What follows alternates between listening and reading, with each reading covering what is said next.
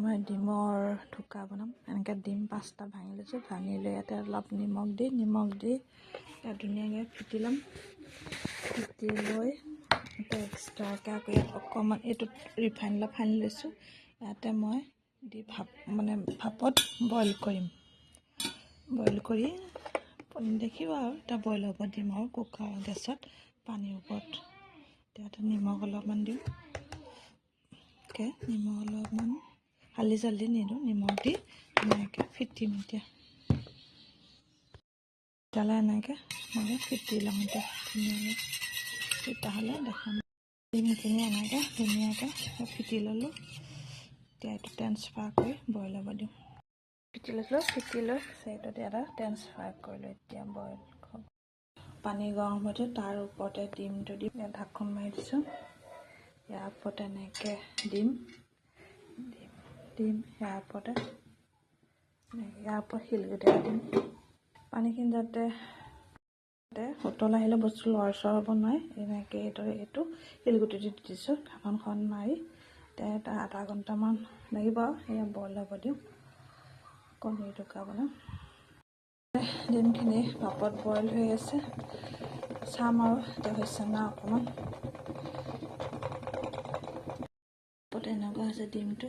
আৰু অলপ দেৰি ৰাখিলে ধুনীয়াকৈ হৈ যাব। 10 মিনিটমান ৰাখি দিওঁ। পূৰা আধা ঘণ্টামান লাগে আৰু ধুনীয়াকৈ বইল কৰিছিলোঁ। ইয়াতে এইটো উলিয়াই ল'লোঁ। ইয়াত ধুনীয়াকৈ বইল কৰি এনেকৈ কাটিছোঁ। পিচ টুকুৰাকৈ কণী চিষ্টেমকৈ এনেকৈ কাটিলোঁ। দেখিছে কাটিলোঁ। এতিয়া এনেকৈ কাটিম ভালকৈ। এইদৰে পনীৰ চিষ্টেমকৈ কাটি ল'লোঁ। ইয়াত দিবৰ কাৰণে কালি কৈছিলোঁ ঘৰৰ বিলাহীকেইটা এনেকৈ সৰু সৰু বিলাহী লৈ লৈছোঁ। ঘৰৰ এই বিলাহী জাতটো ডাঙৰ নহয় যেনিবা। পিঁয়াজ এটা কাটি লৈছোঁ, জলকীয়া 3টা। তাৰপিছত মই আদা নহৰু জিৰা পিচি থোৱা আছে। আলু এনেকৈ 2টা বইল কৰি লৈছোঁ।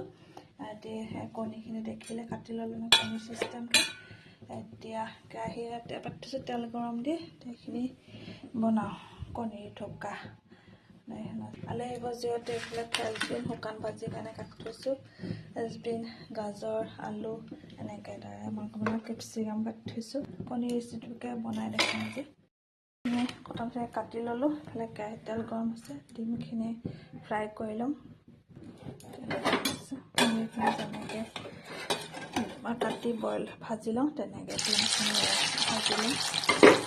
ইয়াতে সেনেকৈ দি দিছোঁ আৰু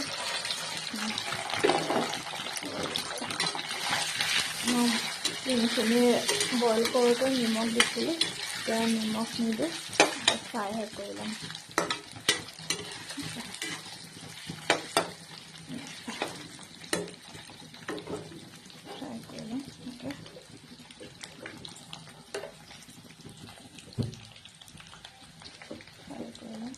অকণমান হালধি দি ছটিয়াই দিছোঁ। বেলেগ এনেকৈ পনীৰটো যেনেকৈ মই ফ্ৰাই কৰে তেনেকৈ ডিমখিনি আমি ফ্ৰাই কৰি ল'ব।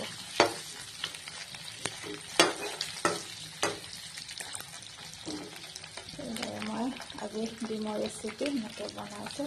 আপোনালোকে এইটো চাব, ঠিকমতে চাই কেনেকুৱা পায় ক'ব। আপোনালোকক বনাই খাব। মই ভিডিঅ'টো সম্পূৰ্ণ ভালকৈ দেখুৱাব নোৱাৰোঁ, তথাপিও অলপ কৰি দেখুৱালোঁ আৰু ডিমখিনি। ইয়াতে মই কাগজ এখন পাৰি লৈছিলোঁ। কাগজটো পাৰি নহ'ল, আপোনাৰ ইয়াতে কাগজ এখন পাৰি ল'ব ধুনীয়াকৈ। তেল অকণমান দি লগাই তাৰপিছত ডিমখিনি দি ঢাকন মাৰি দি বইল কৰিব। মোৰ এটা কাগজখন নিদিয়াকৈ তলত লাগি ধৰিছিলে। সেইকাৰণে আকৌ চামুচখনে সেইটোৱে উলিয়াবলগীয়া হৈছে। ধুনীয়া ফ্ৰাই হৈ গৈছে। এতিয়া নমাই দিম। যিহেতু এইটো ব্ৰাউন কালাৰটো আহি গৈছে, ফ্ৰাই কাৰণে ডিমখিনি ফুলি গৈছে। ফ্ৰাই হ'ল মই নমাওঁ এতিয়া। ডিম ভজাখিনিতে এয়া মই পিঁয়াজ দিলোঁ। পিঁয়াজ দি ইয়াতে অকণমান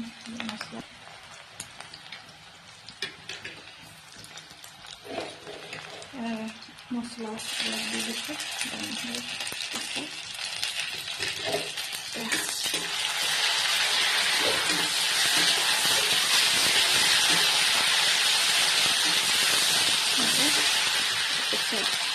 জলকীয়া 3টা দিলোঁ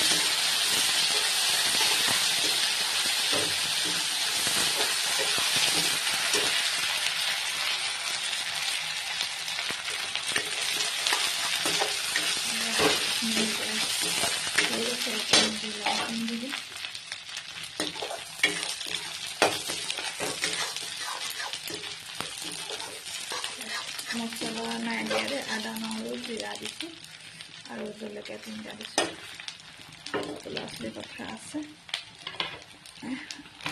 বিলাহীখিনি দি দিলোঁ বিলাহীখিনি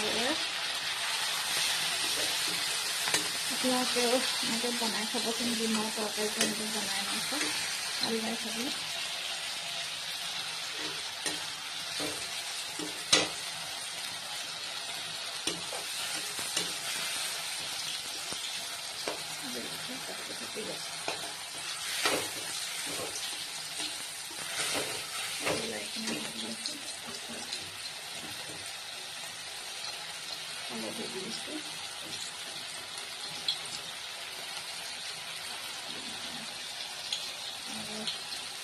নিমখ দি দিছোঁ নিমখ অকণমান দিম আলুখিনি দিওঁতে এইদৰে এইখিনি বিলাহীখিনি ধুনীয়াকৈ ভাজি ল'ব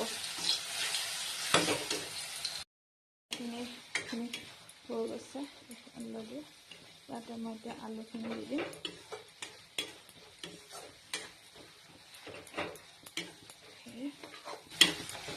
আলু যিহেতু মই বইল কৰি থৈছোঁৱে এতিয়া আলুটো দিয়া হ'ব এয়া আলুখিনি দি দিলোঁ আলুখিনি মই দাইল বহাওঁতে অকল দাইলতে বইল কৰি লৈছোঁ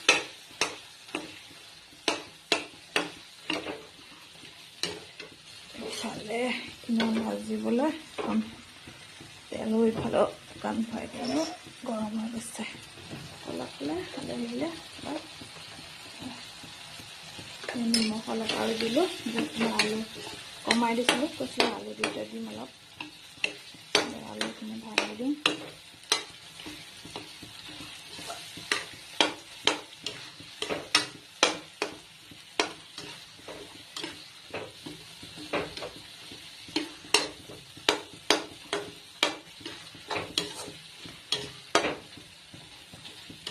ডিম বইল কৰি তৰকাৰী বনাই খাওঁ হেৰিকৈ খাওঁ ডিম আমলেট কৰিও খাব পাৰি আজি মই ডিমটো ভাপত সিজাই মানে তেনেকৈ পনীৰ চিষ্টেম কৰি কাটি বনাইছোঁ